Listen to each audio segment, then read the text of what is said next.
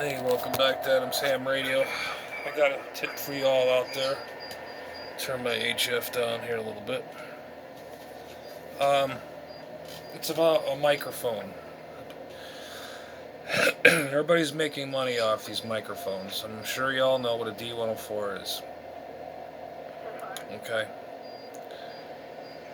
It's about purchasing one. You find one on eBay or anywhere. They say, oh, I don't know if it works, or blah, blah, blah, blah. They shine it up, look nice, and they act stupid. Oh, it came from an estate sale, or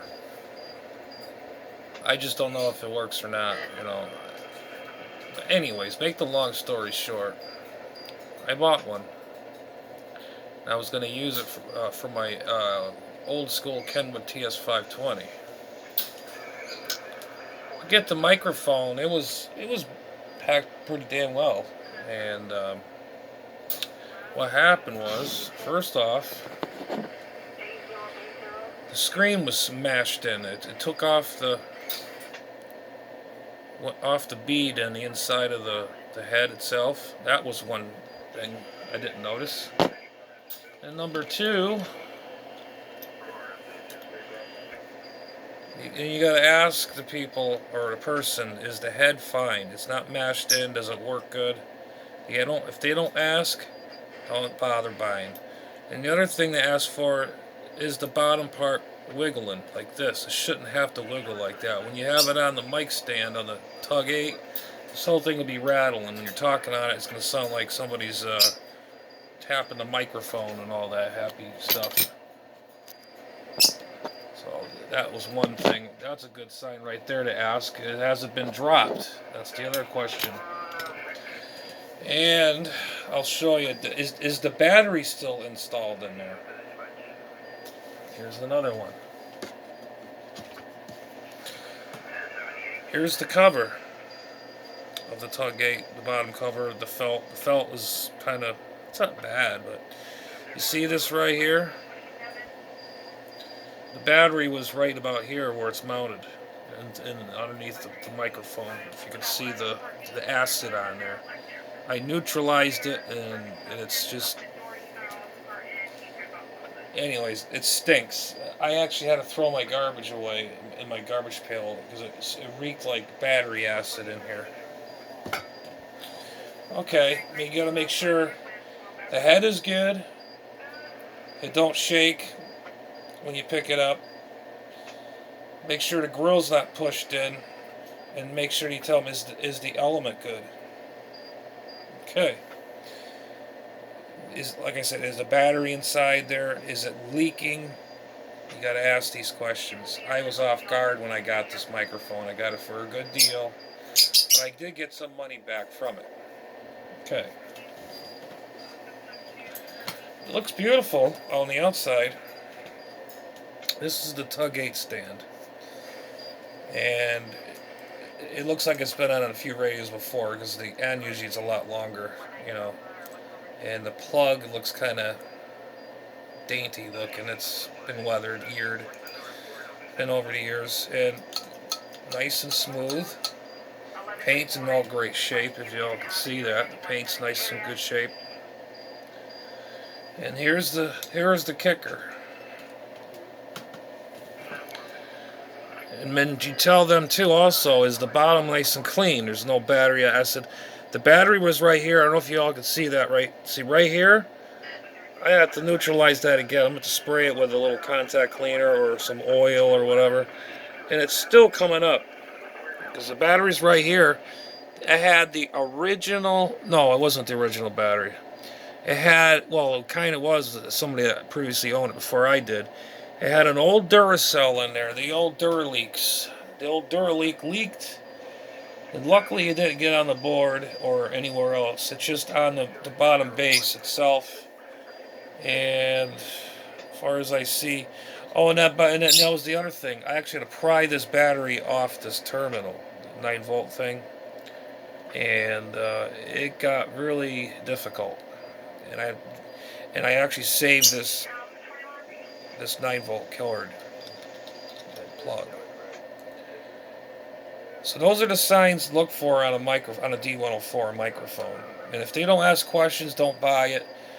Because you got to ask questions before you buy it. I mean, you know, condition, the mic cord, and all that. The signs that I've learned is when you look at a D104. Okay, here's a good example. I'll show you. Well, you're buying a used D104. Okay, here it is. Here's one of my new old stock ones I've had. Okay, the cord, it's all original. It's only had the original plug on it. Well, nothing's going to be original. This was new old stock when I bought it. And it has a longer thing. You can tell it's not been really used that much. By 1-for-1 radio. Okay, you see this right here? The screen? And the screws are all lined up correctly. And the screen's not pushed in. As you can see, the diaphragm right here, it's not pushed in. And sometimes, okay, see the 4 screws holding the diaphragm together, the 2 plates? If these are off like that, somebody was dicking around with it. It's shot. But I had my experiences with D104s, and they pass it on like, oh, it works, it's great. When you look at it, it's like, no, this thing has got issues. I mean, not this one. You see it online. These holes here would be twisted that way, or the screen. You can even see the screen when they install it. It's usually cross-hatched or downward. If it's like all the way around, you know there's something fishy going on with it. Well, I just thought I'd give you the tip on the D104 microphone, and it looks really good. That's the original, new old stock mic I had. I even still got the box for the dang thing. That other one I just showed you, that one was a shocky little, danky little problem. The mic element was shaken, and it was been dropped. The screen was pushed in, and the element itself, the crystal element with the foil and all that, it was bashed all into. And I go to the cell, look. The thing leaked in the battery. It looks like it imploded inside the microphone. I was lucky that it got right where the area was. The Duracell junk battery was leaking out the front. You know where you plug it in. It's like a car battery. It builds up the acid. Well, it was like that, and I gently took it out. Of course, use your gloves. And that thing was just a nightmare. When I got that mic, I was disappointed, very disappointed, and some of the things were have to be replaced. So I call the seller, and you spend money on something like that. You're getting a good mic, you think, and then come to find out it's a piece of crap. Oh, well, I'm gonna lose out on the deal, and they give you some kind of bullshit excuse, blah blah blah blah. Okay, well, okay, I spent whatever it is, give me, in between where it's, what I paid for it. And they offered me whatever, and I laugh. I says, you gotta be kidding me. The mic is defective. Don't you look at your things before you sell? Evidently not. They give you this sorrow story. Well, it was from a ham estate. It was from an old an old ham or my old deceased husband and all that. Those are signs right there. Don't buy any equipment. It's not just the D104s. It could be an HF rig or anything, an estate sales. They're all saying, oh, it was my father's radio, my father's equipment. The person that had this stuff knew it was no good. So they're trying to ponder it off to somebody else, and then you got to file a claim on wherever it is on eBay. They're famous for that. It's not eBay's fault. It's the people behind that use eBay. They abuse the system. And I don't like complaining too much on eBay. I don't want them thinking I'm scamming them or anything. But eBay's got a policy now. You can take pictures of the item that you received. That thing was covered in acid. I mean, some of the parts, around that base, it was real bad. So I took pictures of the bottom, took pictures of the top of the head, even the whole stand was wiggling. Somebody dropped that. That's the first sign. If the screen was tilted or it's wiggling like that, it's a sign that somebody dropped it.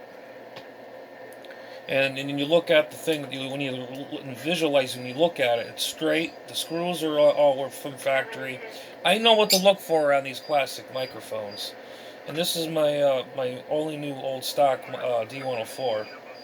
And it's very, I know the signs of it. And I used to own quite a bit of them. So, I just figured I'd give you guys a little tip if you guys decide to buy a D104. But this one here, and he told me, "Oh, go buy an Element. They're like $25." I said, I ain't paying no $25 for a junk Element. I seen them on they're junk. I want to buy something that's nice. It's gonna sound good on it, on these old tube rigs. Usually tube rigs like D104s, you just crack them just enough. No processing, or they don't call it processing, or they call it normal or DX. That's like basically it's processor. And so, like I said, those are the signs to look for when you buy anything used. I don't care if it's the D104 or anything else. Oh, it was for, like I just told you. I'm not going to go through the whole thing again. But anyways, thought I'd share that with you guys out there, and hope you learned something from me because of that, because I learned my lesson. Never go for the first bite. Always got to go look before your first or second bite. Usually the first signs is the bad sign, when they don't want to answer questions. Stupid me. But the bike's in good shape, but it needs repair. So I got money off of it, so I wish I got my money back from it, because it was all full of acid, and it was bad. But what I paid for it, they should at least, gave me, well, I got half, but meet you in the middle somewhere, and I didn't want to argue. At least I got some money back from it, but still, besides the point, you're putting your hard-earned money into something that you like, and they advertise, oh, well, then, oh, I'm just, a seller, and I don't know what I'm doing, and all this other happy crap, bullshit stories.